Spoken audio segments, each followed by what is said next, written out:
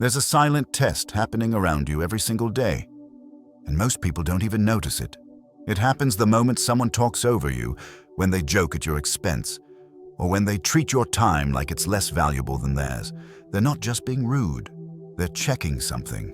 They're asking themselves, do I need to respect this person, or can I push a little further? And here's the truth.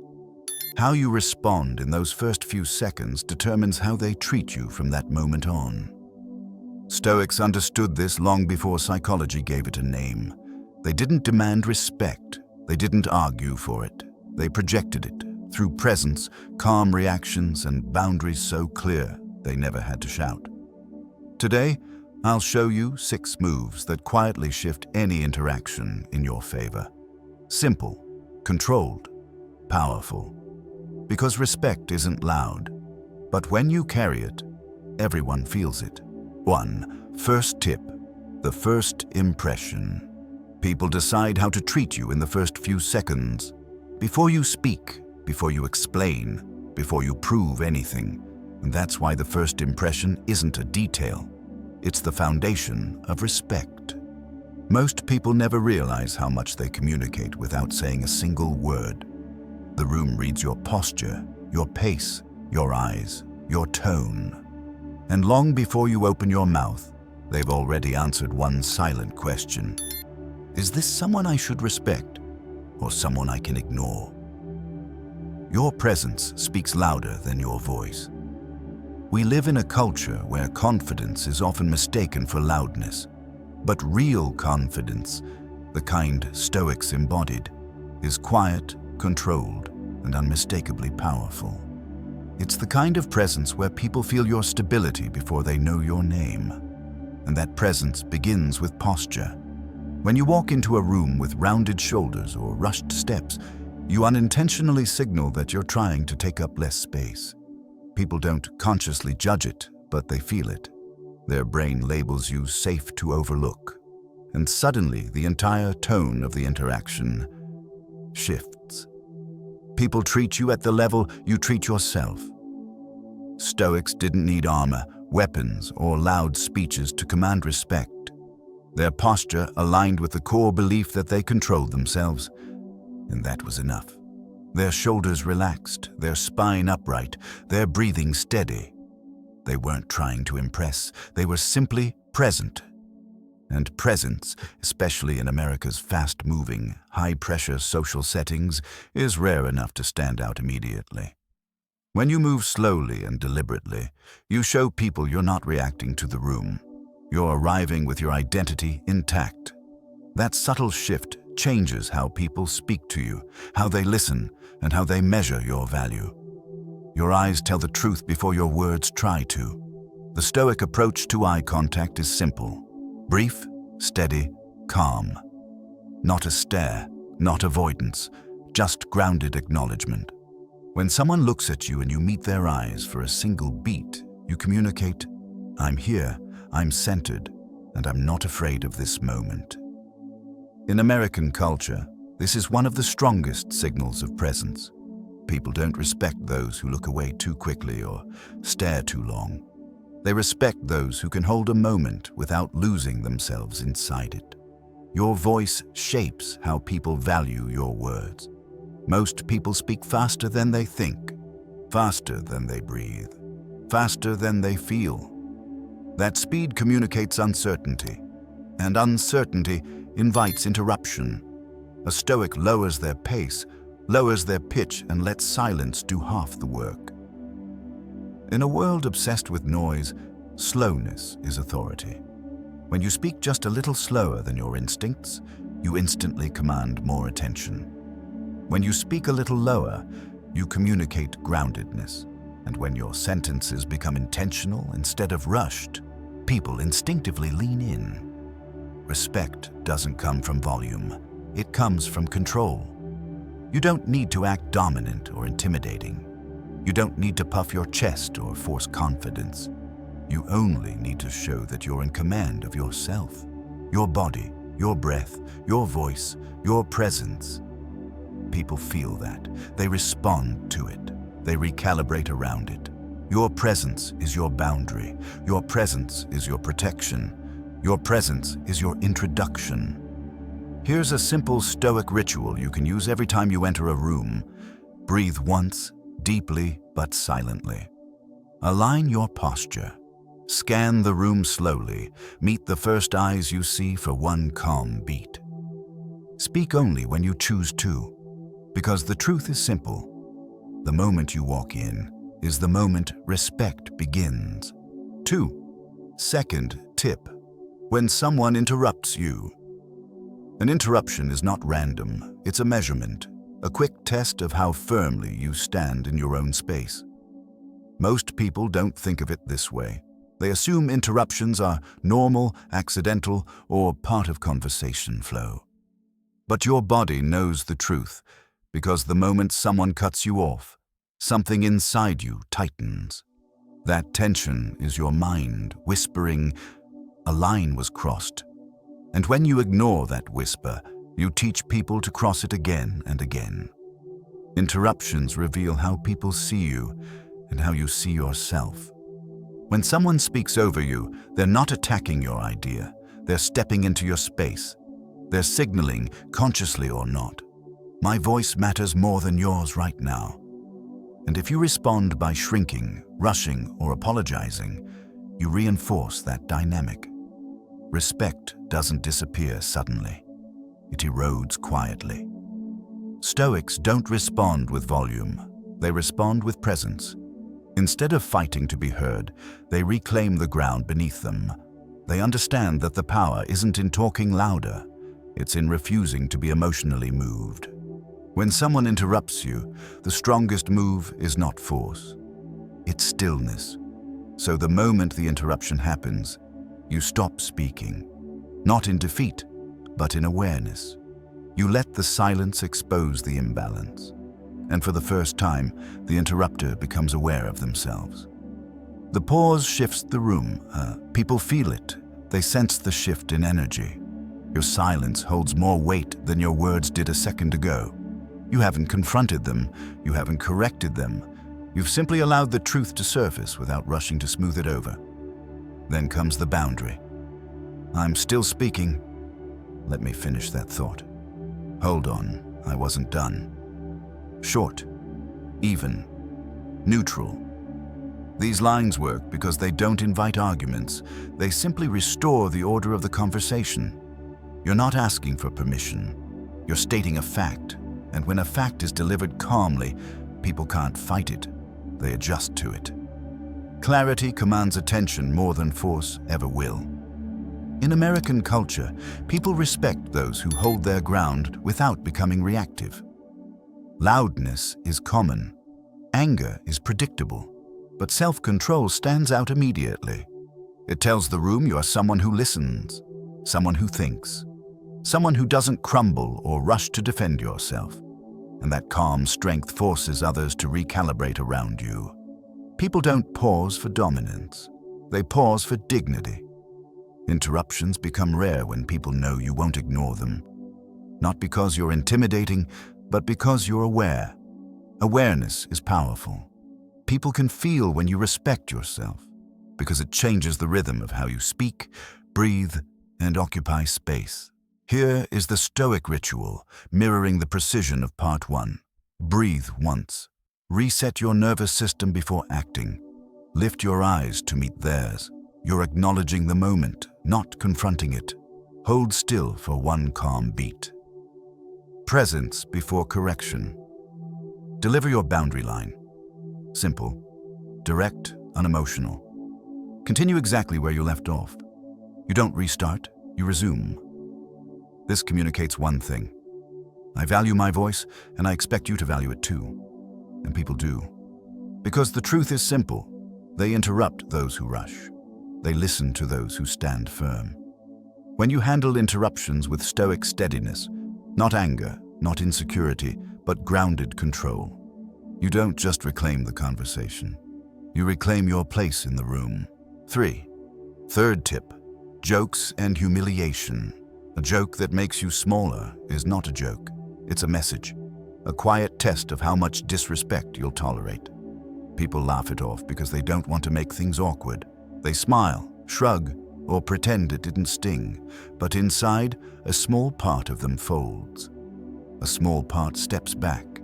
A small part whispers, "Maybe I deserved that." And that's exactly how patterns of humiliation are born. Not through big attacks, but through small cuts that go unchallenged. Stoics don't answer humiliation with humor. They answer it with composure. When someone delivers a playful insult, a backhanded compliment, or a joke aimed at diminishing you, they aren't trying to be funny. They're testing the boundaries of your self-respect. They want to see if you'll trade dignity for belonging, or if you'll silently accept being the target to keep the peace. And most people do. They laugh, they shrink, they disappear inside the moment. But a Stoic does the opposite. The stone-faced response is your shield. When the joke lands, you go still. No smile, no nervous laugh, no reaction that tells them they've succeeded. This stillness is powerful because it disrupts the entire rhythm of the interaction. The room expects you to laugh. The joker expects you to play along. But when you don't, something shifts. Suddenly, the joke hangs in the air without a landing place, and everyone sees it for what it truly is. Silence exposes what disrespect tries to hide. Humiliating humor relies on complicity. It relies on your willingness to make yourself smaller so the other person can feel bigger. When you remove your participation, the joke collapses. The spotlight moves from you to the person who made the comment. And for the first time, they're the ones who look uncomfortable. If you choose to speak, your line is simple. "What did you mean by that?" Nothing cuts through false humor faster than clarity. Because clarity forces them to reveal intention, and intention is where disrespect lives. Some will backpedal. Some will apologize. Some will trip over their own words trying to justify why they thought belittling you was funny. But the important part isn't their reaction. The important part is yours. Self-respect is felt long before it is spoken. Stoics believed that the person who controls their emotional state controls the situation. When someone tries to humiliate you, they want your reaction. They want your discomfort. They want to see you scramble, laugh awkwardly, or defend yourself. You take all their power when you stay centered. Here's the Stoic ritual for handling humiliation, designed to mirror the precision of parts 1 and 2. Breathe once. Anchor yourself before the moment takes you. Go still. Your stillness tells them you're not playing their game. Look at them calmly. You're witnessing the moment, not absorbed by it. Ask, "What did you mean by that?" Let them expose themselves. Stay quiet. Let the silence do the correction for you. What you're teaching, without raising your voice, is simple. I don't sacrifice my dignity for anyone's entertainment. And people learn quickly. They stop making you the target. They stop using humor as a weapon. They stop testing your boundaries. Because the truth is, humiliation only works when the target participates. The moment you refuse to play along, the power returns to you. When you respond with Stoic presence, unmoved, unbothered, unmistakably self-respecting, you don't just shut down the joke. You shut down the entire pattern. 4. Fourth tip. Answer a question with a question. Not every question deserves an answer. Some questions are traps. Some are judgments disguised as curiosity. People often ask things that aren't really questions. They're subtle ways of putting you on trial. Why would you do that? What were you thinking? Are you sure that's a good idea? These aren't attempts to understand you. They're attempts to position themselves above you. And the moment you begin explaining, defending, or justifying, you step into the frame they created for you. Stoics never walk into someone else's frame. They rebuild it. When someone questions you with pressure or disrespect, the instinct is to explain yourself quickly. You want to clear the misunderstanding, prove your reasoning, or protect your reputation. But explanation is not power. Explanation is surrender. Because the person asking the question suddenly becomes the judge of whether your answer is good enough. The real authority belongs to the one who asks the clearer question. That's why the Stoic response is simple. You return the question. Not out of sarcasm, not out of defiance, but out of self-respect. What makes you ask that? What do you mean exactly? How do you see it? These lines look soft from the outside, but they're incredibly strong. They pull the other person out of the judge's seat and make them responsible for their own tone, assumptions, and intentions. And most people are not prepared for that level of clarity. A returned question forces honesty. Once you ask them to explain themselves, something changes. Their confidence drops, their certainty cracks, their attitude softens.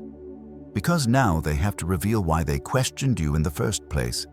And most people ask questions based on emotions they haven't examined. Insecurity, frustration, jealousy, or the need to feel superior. Your question exposes the root. Here's the hidden power of this technique. You're not avoiding the question.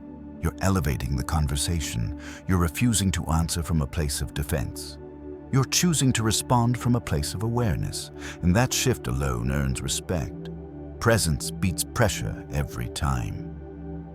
In American culture, especially workplace dynamics, people often use questions as a shortcut to dominance.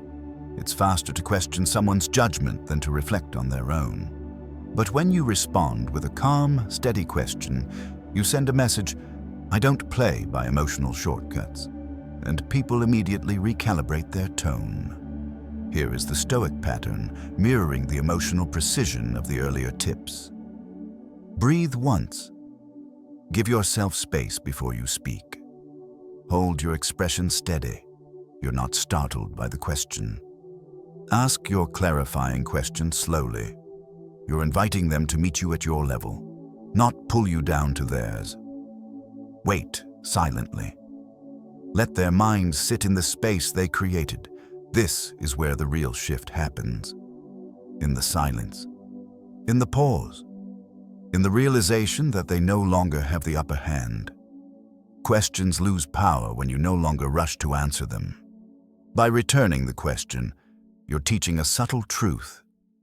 If you want clarity from me, you must speak with clarity yourself. And people learn quickly.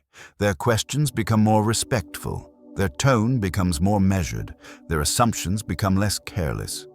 Because ultimately, you're not responsible for managing someone else's confusion. You're responsible for protecting your own clarity. A question may be meant to challenge you, but a returned question reminds them who they're speaking to. Calm, grounded, undistracted, and worthy of respect. 5. Fifth tip. Walking away. Walking away is not a weakness. Walking away is clarity. Walking away is the moment you choose your dignity over their chaos. Most people stay in conversations long after respect has left the room. They argue, they defend, they explain. They hope the other person will eventually understand or change their tone. But the longer you stay, the more you teach them that disrespect is a currency they can spend without consequence. Stoics never stay where their peace is repeatedly taxed. They step out, calmly, decisively, without apology. Walking away is one of the most powerful moves you can make, not because it punishes the other person, but because it honors your own limits. When you exit a disrespectful dynamic, you remind yourself that your time, energy, and presence have value. And value needs protection. You dissolve the conflict by dissolving your participation. You cannot control someone else's tone, attitude, or emotional maturity. But you can control where you stand. And sometimes the strongest stance is distance. When someone keeps talking over you, mocking you, raising their voice, or pulling you into emotional quicksand, they are revealing one truth. They are not ready for a respectful conversation. It's not your job to fix them. It's not your job to teach them. It's not your job to offer endless patience while they drain your self-respect. Your job is to recognize when the moment no longer deserves you. Stoics practiced this in silence. A simple, steady shift of posture, a calm breath, a collected exit. They didn't slam doors. They didn't storm off. They didn't try to win. They simply removed themselves from a situation that no longer aligned with their character. Walking away is emotional self-defense, not emotional surrender. Here's why it works so powerfully. When you step away, you break the reward cycle that fuels disrespect. People who rely on dominance, drama, or humiliation lose their grip the instant you stop feeding the interaction with your presence. They can only control what you stay to engage with. The moment you leave, they're left alone with their own behavior. And often, that's the loudest mirror of all. Silence teaches what words cannot. Here is the Stoic ritual for walking away. Breathe once. Steady yourself before you move. Stand tall. Your posture communicates your choice without aggression. Say nothing unless necessary. Words dilute the power of departure. Turn and leave at a calm, deliberate pace. Not fast, you're not escaping. Not slow, you're not threatening. Just steady. This is the part most people misunderstand. Walking away doesn't break respect. It establishes it. Because the moment you remove your presence, you're saying, if you won't value the space we share, I'll protect my own. And people feel that. They feel the boundary. They feel the absence of your energy. They feel the end of access they once took for granted. Respect begins when access ends. Some will reflect and return better. Some will get angry because control slipped from their hands. Some will disappear entirely, revealing that they were only there to consume your energy, not share it. Either way, you win, because your peace remains intact. Walking away isn't about them losing you. It's about you not losing yourself. And when you master the art of leaving without bitterness, without drama, and without fear, you don't just protect your dignity, you protect your entire life. Sixth tip, the boundary sentence. A boundary is not a fight. A boundary is not a warning. A boundary is a standard, spoken out loud. Most people don't set boundaries because they fear conflict. They worry about sounding cold, harsh, or confrontational. But a boundary isn't an attack. A boundary is clarity. And people respect clarity far more than they respect silence. Because silence, when you're uncomfortable, becomes permission, and the more you allow, the more will be taken. Stoics never explain their boundaries. They state them, once, clearly, calmly. A boundary sentence is the simplest expression of self-respect. It's not long, it's not emotional, it's not defensive. It's a quiet line that tells the other person, this is where I end and you begin. And once spoken, it becomes the foundation for how others treat you going forward. Here is the sentence that changes everything. I'm not continuing this conversation in this tone. Short, neutral, unmistakable. This one line stops manipulation. It stops aggression. It stops passive-aggressive digs. It stops people from dragging you into emotional places you never agreed to go. Because it does something incredibly powerful. It calls out the behavior without attacking the person. And it gives them a choice. Adjust or lose access. Boundaries aren't about control. They're about self-preservation. When someone raises their voice, mocks you, dismisses you, or tries to twist the conversation, they're not engaging. They're dominating. And domination thrives in confusion. The boundary sentence cuts through that confusion instantly. It pulls the conversation back to neutral ground or ends it cleanly. Either outcome respects you. When you deliver the sentence, your tone matters more than the words. You don't raise your volume. You don't harden your face. You don't plead. You speak with the same calmness you'd use to say, "The meeting starts at 10, because calmness is authority. A boundary is strongest when said calmly. Here's what happens when you use the boundary sentence. The other person becomes aware of their tone. Many people don't realize they've escalated. The power dynamic resets. You're no longer reacting. You're shaping the moment. You protect your emotional ground. The conversation can only continue on respectful terms. You stop losing energy to chaos. Drama starves when you refuse to feed it. This is why the boundary sentence works so well in American culture. People may debate your opinion, but they cannot debate your tone request. The tone is about personal limits, and personal limits are non-negotiable. Self-respect is felt, and once felt, it cannot be ignored. Here's the Stoic ritual for delivering a boundary. Breathe once. Center yourself before speaking. Look them in the eye, briefly. Show presence without aggression. Say the sentence slowly and evenly. I'm not continuing this conversation in this tone. Stop talking. Let silence reinforce the line. If they adjust, continue. If they don't, walk away. Your boundary is not a debate. Your boundary is a decision, and the moment you enforce it, not with anger, but with certainty, people start treating you differently. They think before raising their voice. They watch their sarcasm.